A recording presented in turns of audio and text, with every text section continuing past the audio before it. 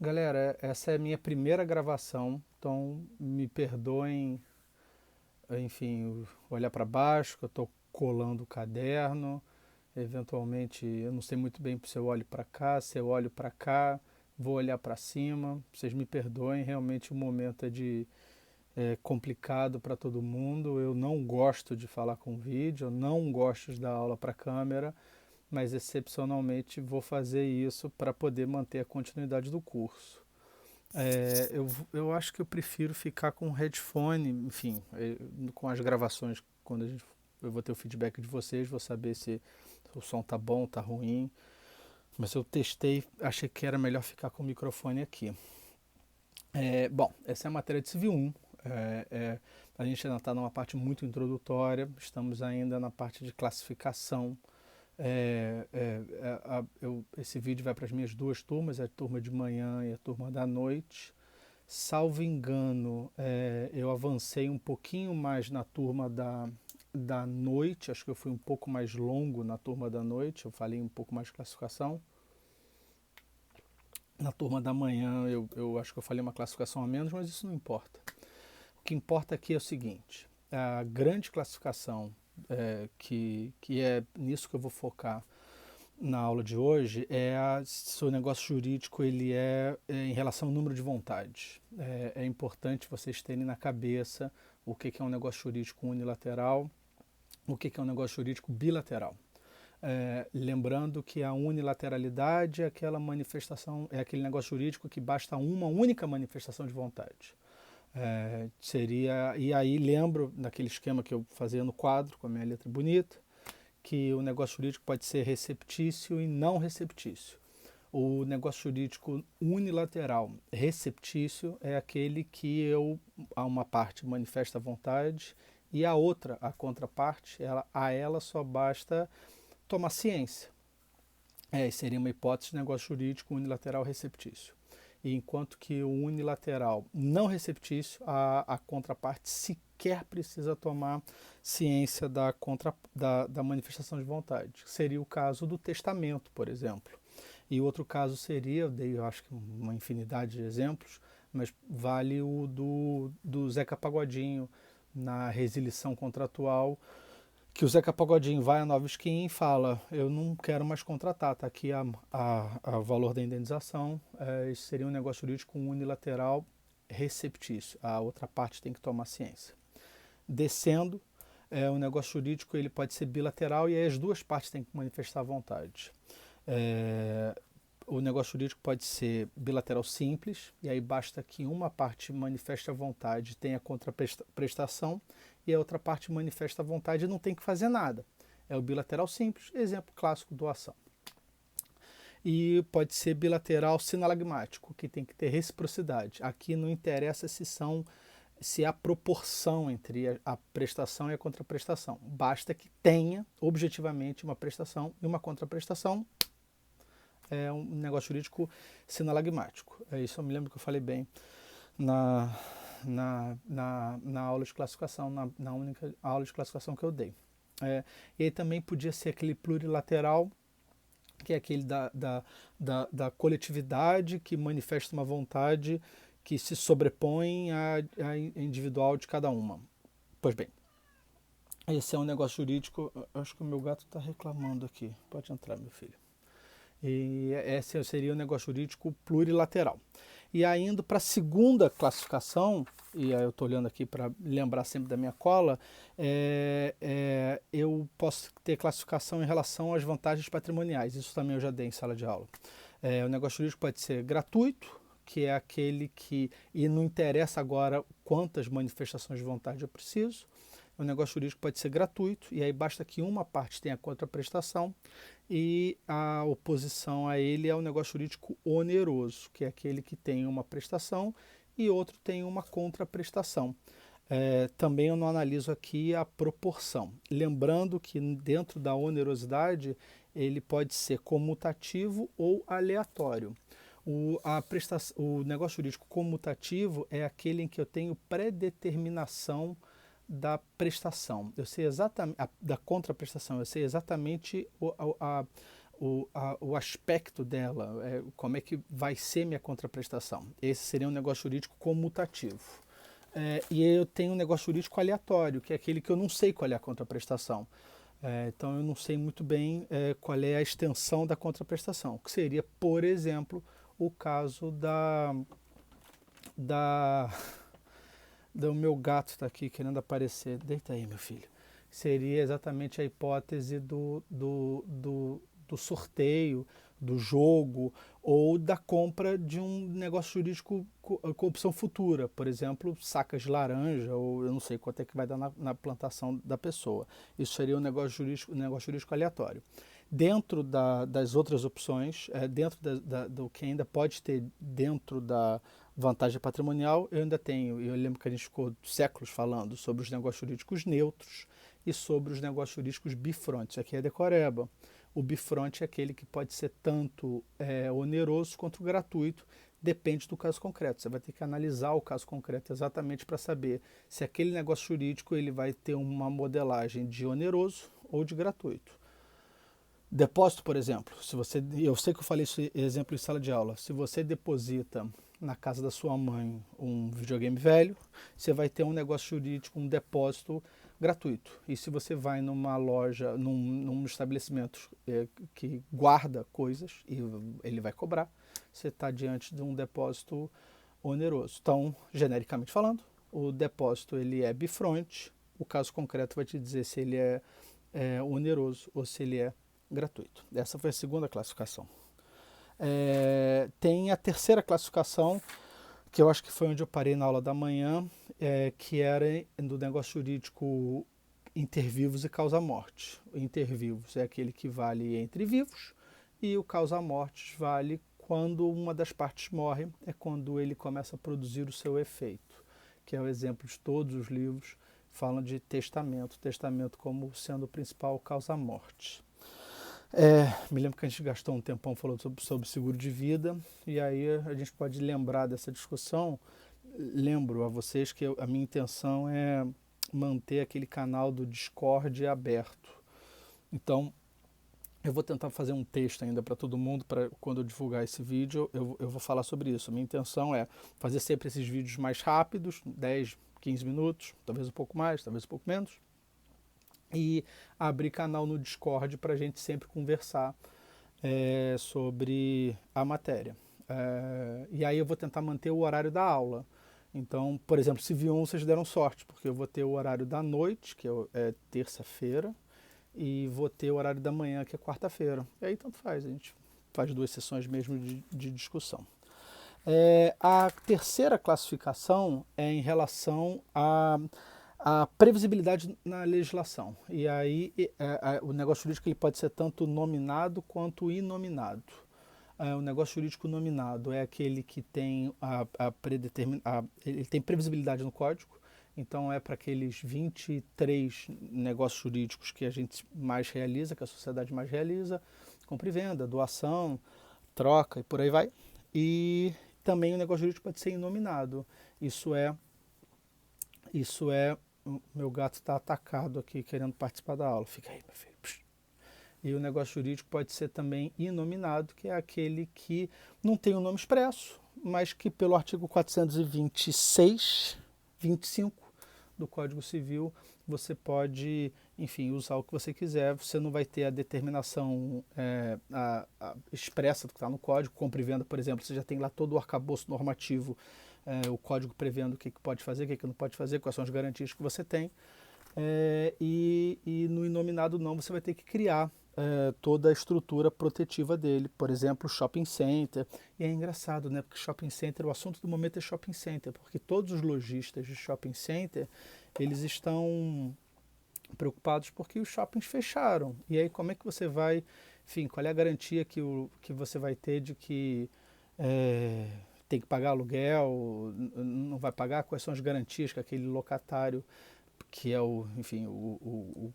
a pessoa que tem o estabelecimento comercial dentro do shopping, qual é a garantia que ele tem, que ele não tem. Isso é uma discussão interessante. É claro, próprio de um negócio jurídico inominado, que você não tem uma normatização muito expressa. Essa foi a terceira classificação que eu dei. A quarta classificação que eu dei, e eu acho que essa que foi a que eu fui só para à noite era em relação ao modo de existência. Então eu tenho negócios jurídicos que são principais, que são acessórios e que são derivados. Eu olho todo para o lado que é o meu caderno, tá? Não reparem não. E, enfim, agora o meu gato já saiu de perto. O negócio jurídico principal é aquele que existe por si só. Enfim, eu tenho uma compra e venda porque eu quero ter uma compra e venda. E eu posso ter um negócio jurídico acessório sempre que eu quiser, enfim, ter um negócio jurídico, mas que ele serve como apoio. É próprio dos negócios jurídicos de garantia. Penhor, hipoteca, fiança, todos esses negócios jurídicos de garantia, eles são negócios jurídicos acessórios. Ninguém faz uma fiança. Vou fazer uma fiança lá na esquina. Ninguém faz isso. Então, por quê? Porque ele é próprio de ser um negócio jurídico acessório. Mas isso não significa que eu consiga fazer uma tabelinha e dizer que toda compra e venda é principal. Não, às vezes, dependendo da estrutura, eu posso até mesmo ter uma compra e venda que seja acessória. O caso concreto vai te dizer. Mas fiança é um deles. Hipoteca. Ninguém vai hipotecar a casa. Vou hipotecar a casa porque eu quero. Não, você vai hipotecar porque provavelmente você vai ter um contrato de empréstimo, de mútuo com uma instituição financeira e ela quer uma garantia que vai ser hipoteca.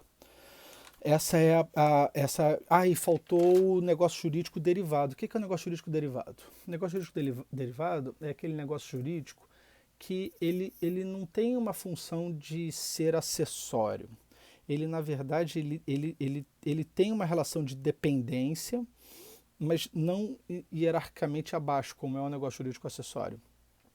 Ele é muito utilizado para os subcontratos. Por exemplo, a sublocação, a subempreitada. Imagina, você tem um contrato de locação e o locatário subloca para alguém. Eu não estou entrando na seara se pode ou não sublocar. E muitas das vezes o contrato de locação veda. Não é esse o ponto. O ponto é que se você tiver um contrato de sublocação, ele vai ser um contrato derivado. Ele vai derivado primeiro. E eu não posso dizer que tem hierarquia entre eles, porque não há. Mas há claramente uma relação de dependência. Esses são os negócios jurídicos derivados. Os negócios jurídicos, é a quarta classificação. São os negócios, e eu vou analisar agora em relação às formalidades que devem ser observadas no negócio jurídico. Então, no que se refere às formalidades, eu tenho basicamente dois grandes troncos. Eu tenho os negócios jurídicos solenes e os negócios jurídicos não solenes. Os negócios jurídicos solenes ou formais são aqueles em que eu tenho uma forma pré-determinada. Eu tenho que respeitar a forma que está prevista no código. Em contrapartida, eu tenho os negócios jurídicos, quer dizer, não em contrapartida, mas a outra classificação são os não solenes, que são os negócios jurídicos em que eu não tenho uma forma pré-determinada. Pois bem, os negócios jurídicos solenes, surpreendentemente, são a exceção. A regra do direito civil brasileiro é a não solenidade. Isso é, eu não tenho uma forma definida. Então eu posso fazer de papel de pão, posso fazer de boca, posso fazer por escritura pública, posso fazer de qualquer jeito. A regra é o não solene. Excepcionalmente, a lei me exige uma forma, como, por exemplo, o testamento tem uma forma determinada, o casamento tem uma forma determinada, a compra e venda imobiliária acima de 60 salários tem uma forma determinada. Por quê? Porque esses negócios jurídicos são solenes. Em contrapartida, um aluguel eu posso fazer do jeito que eu quiser. Por quê? Porque ele é não solene, eu não tenho uma forma pré-determinada. A gente vai estudar isso lá na frente, oxalá em uma aula presencial, mas o ponto da solenidade é que em alguns momentos o legislador quer que você tenha, que a pessoa que manifesta a vontade tenha certeza do que ela quer manifestar. Então ela exige uma forma para que você tenha prova daquela manifestação de vontade e o mais importante, que ela substancialmente está correta. Então, quando a lei exige uma solenidade, é porque ela quer ter certeza que tem um efeito probatório, a prova daquele ato, o testamento, o casamento, aquilo tem que ter lastro, tem que ter prova, e o mais importante, que a manifestação de vontade foi feita de forma adequada. Essa é a quarta classificação, eu acho. Vamos ver a próxima. Ah, essa é divertida, que é em relação aos atos necessários. A regra também dos negócios jurídicos, e essa é a quinta, né? Quinta classificação, eu acho. Eu vou analisar quais são os atos necessários. A regra também dos negócios jurídicos é que os negócios jurídicos são simples, isso é, são atos únicos. Enfim, compro, entrego uma casa, recebo um dinheiro. São uma prestação e outra contraprestação.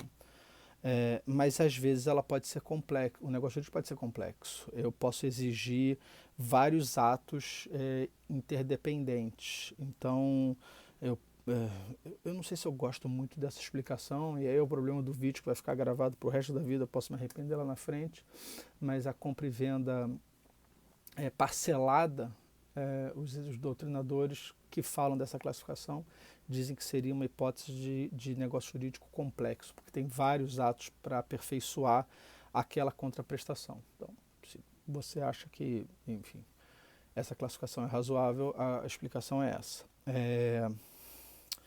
A última classificação, e aí eu vou começar a encerrar o vídeo, mas essa classificação é a mais complicada. É engraçado, ela é uma classificação que não tem muitos livros. E, curiosamente, o programa clássico da Cândido Mendes, ela exigia essa classificação. E aí eu gostei, quando foi feita a revisão da matéria de Civil 1, foi mantida. Que ela diferencia o negócio jurídico fiduciário do negócio jurídico simulado. Para quem está, enfim, botando as classificações com os nomes, eu acho que talvez o nome dessa última classificação seria a classificação no que se refere à obtenção do resultado. E eu vou tentar explicar aqui em poucas palavras.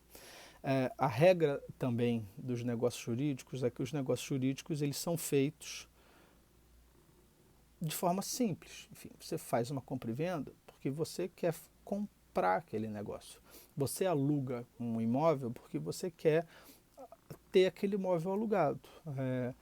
Eu não estou falando com isso que eu quero ter para o resto da minha vida aquele bem, seja alugado, seja comprado. Mas quando eu faço um negócio jurídico, eu faço porque eu quero fazer aquele negócio jurídico porque eu quero aquele fim. Isso é um negócio jurídico simples.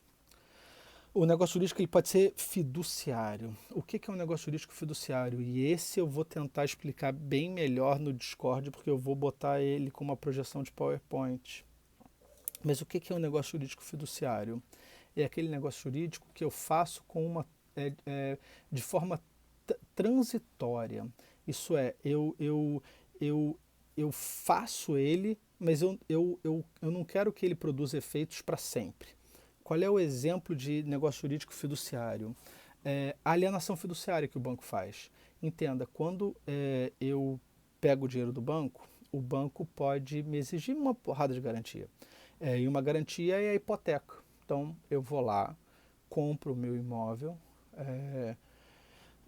dou o dinheiro para o vendedor, o dinheiro esse que eu peguei emprestado no banco, compro para mim o imóvel, eu vou me tornar proprietário de um imóvel, só que como eu peguei dinheiro no banco, o banco vai exigir uma hipoteca. E aí ele vai ser credor hipotecário daquele meu bem. Ele vai ter uma hipoteca. Se eu deixar de pagar, ele vai lá e vai executar a hipoteca. E vai penhorar aquele bem que eu comprei que está em meu nome. O bem é meu. Se vai ser bem de família, não vai ser bem de família, se vai poder penhorar, não vai poder penhorar, isso é uma outra história. Mas aquele bem é meu. Na alienação fiduciária não é bem assim. Na alienação fiduciária, o banco empresta o dinheiro, só que ele fala assim, porra, eu vou ficar com esse bem na minha propriedade. Então o banco te empresta o dinheiro, só que ele compra para si o imóvel. E ele fica, de um período de tempo, como proprietário do imóvel. Mas ele não quer ser proprietário do imóvel. Ele quer que o devedor pague e ele vai lá e transfere a propriedade para a pessoa. Esse é um negócio jurídico fiduciário. Isso é, naquele período em que o banco é credor e proprietário do bem, ele não quer ser proprietário daquele bem. Ele não comprou uma sede para, enfim, ter a sede do banco. Ele é proprietário daquele bem porque ele quer que o cara pague. E qual é a vantagem para o banco? Se a pessoa não pagar, o banco já é proprietário do imóvel. Ele vai lá e aliena aquela porcaria do jeito que ele quiser. é mais fácil para o banco ter essa garantia. Esse seria o principal exemplo de negócio jurídico fiduciário. Tem outro, que é o trust, que é importado dos Estados Unidos, que é aquele negócio jurídico em que o testador ele institui um trust dizendo, olha, quando eu morrer, negócio jurídico causa morte, quando eu morrer, eu não quero que o meu dinheiro, o meu patrimônio vá para o meu filho, que enfim é um maconheiro desgraçado. Ele não quer isso. Ele vai deixar para uma pessoa indicada, um trust, em confiança, dizendo, olha só, todo o meu dinheiro vai para você. E você tem uma obrigação de, com esse dinheiro, gerar, melhor dizendo, uma poupança, uma mesada de 20 mil reais por mês para o meu filho, para sobreviver o meu filho, para pagar as contas do meu filho. E isso é um trust. Então ele transfere a propriedade de forma fiduciária para aquela pessoa, para a pessoa gerir o dinheiro e depois, quando o filho atingir 20, 30, 40 anos, ou passar na faculdade, passar na OAB, qualquer coisa que o valha, a propriedade se transfere para o filho. Daí o trust pode ser da forma que quiser, mas seria uma hipótese de negócio jurídico fiduciário. E tem o negócio jurídico simples, o negócio jurídico fiduciário e o negócio jurídico simulado, que a gente vai falar bem mais lá para frente. O que é o negócio jurídico simulado? É aquele negócio jurídico que aparenta algo que não é verdadeiramente o que se quis fazer. Porque ele foi simulado, enfim, eu chamei de doação para pagar menos imposto, eu disse que a compra e venda era de A para B, mas na verdade o B é um laranja, porque era para ser um C, por exemplo. Então esse seria um negócio jurídico simulado, que no que se refere à obtenção do resultado, não é exatamente o que se queria. E, enfim, vai ter uma sanção lá que é a nulidade do negócio jurídico que a gente vai ver na aula da frente. Gente, essa, assim, em 22 minutos que tem esse vídeo, são as classificações. É minha primeira gravação, o meu gato está enchendo a porra do meu saco aqui, querendo entrar na conversa, estou com medo dele derrubar a câmera, mas a grosso modo essas são as principais classificações. É claro que o Pablo Stosso vai ter uma classificação diferente, ou 50, o Carlos Alberto Gonçalves vai ter outras tantas. Estudem, eu vou botar um texto interessante lá no Classroom para vocês analisarem sobre classificação e volto, fica aqui a mensagem. Isso aqui é uma tentativa, eu quero que vocês estudem classificação, vamos prosseguir, a gente só perdeu uma semana de aula, que foi a semana passada. Tecnicamente, isso aqui eu gastaria uma aula de 2 horas para dar, eu consegui dar em 22 minutos, porque vocês não estão perguntando nada, mas se ficou confuso, se ficou ruim a gravação, se a luz está tosca, se o gato atrapalhou, me dá um feedback pelo WhatsApp, me fala qualquer coisa, eu vou estipular um caminho no Discord para a gente ter uma aula ao vivo para debater o vídeo que eu postei. Então, mas vamos ensaiar, porque eu também estou com dificuldade, porque eu tenho, enfim, esses problemas de todo mundo que está no confinamento. Valeu, eu ia achar que eu era um blogueiro e dizer deixa um joinha, mas não tem joinha. Enfim, obrigado, até o próximo vídeo.